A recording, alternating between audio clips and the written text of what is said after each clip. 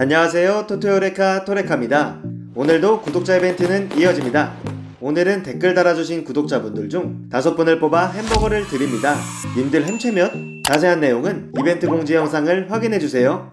호불호 없이 누구나 좋아하는 축구선수, 월드클래스의 재능을 가지고도 겸손함을 잃지 않은 미소천사, 최근 글로벌 매체에서 누구에게나 사랑받는 축구선수 베스트 11에 뽑히기도 한 선수, 바로 우리형 손흥민입니다. 이 리스트에는 축구 실력은 물론이고 인성까지 갖춘 지덕체를 모두 겸비한 선수들이 뽑혔는데요. 첼시의 캉테, 파리 생제르맹의 음바페, 리버풀의 반다이크 등이 손흥민과 함께 뽑혔습니다. 손흥민은 뛰어난 축구 실력 외에도 팀의 락커룸 분위기를 주도하고 누구하고나 잘 어울리는 핵인싸인데요. 함부르크, 레버쿠젠을 거쳐 토트넘까지 단단한 커리어를 쌓으며 많은 친구들을 만들었죠. 새로운 팀으로 옮기더라도 동양인이라고 기죽지 않고 밝은 미소로 팬들은 물론 동료들의 마음까지 훔쳐버린 손흥민. 훈련 사진이나 영상에서도 여러 동료들과 끈적한 브로맨스를 보여주며 친분을 자랑하기도 했습니다. 토트넘에서는 워낙 핵인싸여서 안 친한 선수가 없으니 이번 영상에서는 손흥민과 우정을 나눴던 추억의 친구들을 살펴보겠습니다.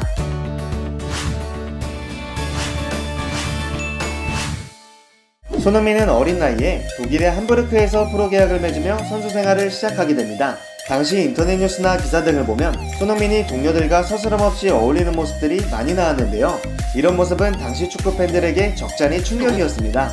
앞서 유럽의 박지성, 설기현 등 많은 선배들이 진출했었지만 이렇게 팀과 하나가 되는 핵인싸의 모습을 보여준 선수는 거의 처음이었기 때문이죠.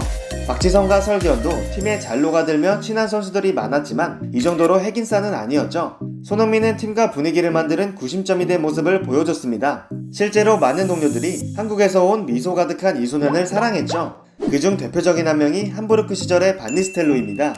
반니는 이전에 박지성과 맨유에서도 호흡을 맞추며 남다른 친분을 과시하기도 한 대표적인 친한파 선수입니다. 맨유에서도 박지성의 성실함과 실력에 반한 그는 아마도 박지성과 같은 나라인 한국에서 온 손흥민에게 많은 관심과 애정을 가졌던 것 같습니다. 당시 반니는 손흥민이 보는 입장에서는 엄청난 커리어를 보유하고 있던 대선배였습니다. 지금이야 손흥민이 월클이지만 당시에는 주목받는 실력의 어린 유망주였죠.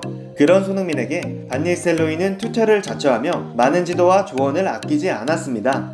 반니는 내가 어렸을 때는 자기처럼 누군가를 챙겨주는 선배를 만나지 못했다 라면서 쌓아온 경험을 손흥민에게 전하고 싶다는 메시지를 남기기도 했습니다. 또 개인 트위터를 통해서는 18세에 불과한 손흥민이 엄청난 재능을 갖추었다며 공개적으로 애정 공세를 펼치기도 했습니다.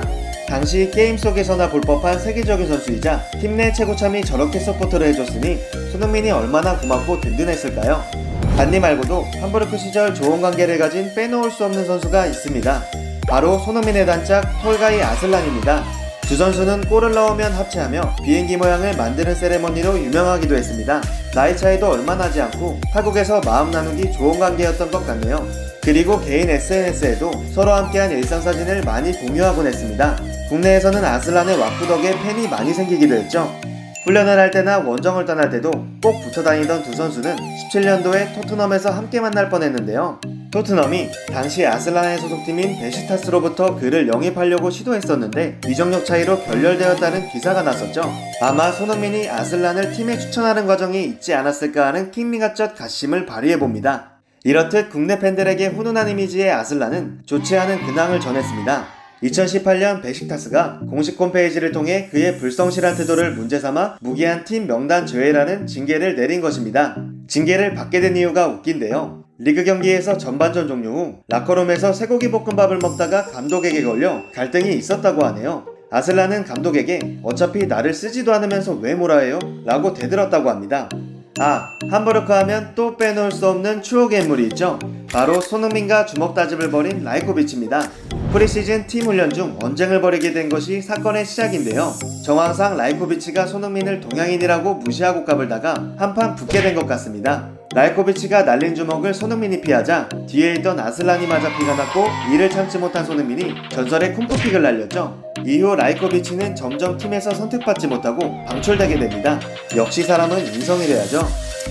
최근 뉴스를 살펴보니 18-19 시즌까지는 이탈리아의 팔레르모에서 뛰며 근근히 선수 생활을 유지해오다 최근 19년도 7월부로 팀을 떠난 것으로 전해집니다. 다음으로 옮긴 팀은 손흥민이 본격 인싸의 길로 들어서게 된 레버쿠젠입니다. 여기서 친한 대표적인 선수는 차라놀로, 레노, 벨라라비가 있죠. 차라놀로는 터키 태생으로 손흥민보다는 2살 어리지만 상당히 좋은 킥 능력으로 환상적인 킬패스를 찔러주곤 했었죠. 역시 끼리끼리 논다더니 차라놀로는 특히 손흥민이 토트넘으로 이적할 때 서운함을 숨기지 못했던 선수기도 합니다. 당시 민감한 이적 과정들 때문에 팀 동료들에게 토트넘 이적 소식을 잘 알리지 못했던 것 같은데, 차라놀로는 손흥민이 이적 때문에 참가하지 못한 라치오와의 챔스 경기에도 손흥민이 벌금을 내지 않게 하려고 따로 유니폼까지 챙겨갔다고 합니다. 감동! 이후 토트넘 소속으로 챔스에서 레버쿠젠과 상대팀으로 만나 인사를 하는 자리에서도 차라놀로는 손흥민과 따뜻하게 포옹하며 훈훈한 모습을 보이기도 했습니다. 현재 차라놀로는 이태리의 명문 AC 밀란에서 등번호 10번을 받아 뛰고 있으며 최근 다시 폼을 올리고 있다는 소식입니다. 국내 팬들에게 임팩트가 강력했던 벨라라비는 탐욕 왕으로 불리며 꾸준히 욕을 먹기도 했습니다. 손흥민을 싫어해서 패스를 안 주는 거 아니냐는 의심을 살 정도로 개인 플레이와 마구잡이 슈팅을 난사했는데 경기장 밖에서는 매우 친하게 지냈다고 합니다. 벨라라비는 아직까지 레버쿠젠에 있습니다. 원클럽맨으로 남을 생각인가 보네요. 다음은 최근에 손흥민과 자주 함께하는 모습을 보이는 독일 출신의 골키퍼 베르튼 레노입니다. 레버쿠젠에서도 좋은 활약을 보인 그는 현재 손흥민과 같은 잉글랜드 프리미어리그에서 뛰며 아스날의 넘버원 골키퍼로 자리 잡았습니다. 토트넘과 경기가 있을 때도 항상 따뜻하게 손흥민과 포옹하고 이야기를 나누며 훈훈한 모습을 연출하는데요. 다른 옛 베프들과는 다르게 같은 런던 용고팀에서 뛰며 더 자주 만나며 우정을 나누고 있습니다. 최근 아스날 팀 자체가 폼이 좋지 않아서 그렇지 레노는 꾸준하게 안정적인 플레이를 펼치고 있습니다. 토트넘에서도 손흥민은 케인, 알리, 에릭센 등 월드클래스 선수들과 잘 어울리고 있습니다. 특히 모든 선수들과 핸드쉐이크를 만드는 핵인싸의 좋은 표본을 보여주고 있죠. 세계 축구의 중심에서 언제나 웃으며 활약하는 손흥민을 오래 볼 수 있으면 좋겠습니다. 이 영상에서 틀린 부분이 있다면 댓글 달아주시면 참고하겠습니다.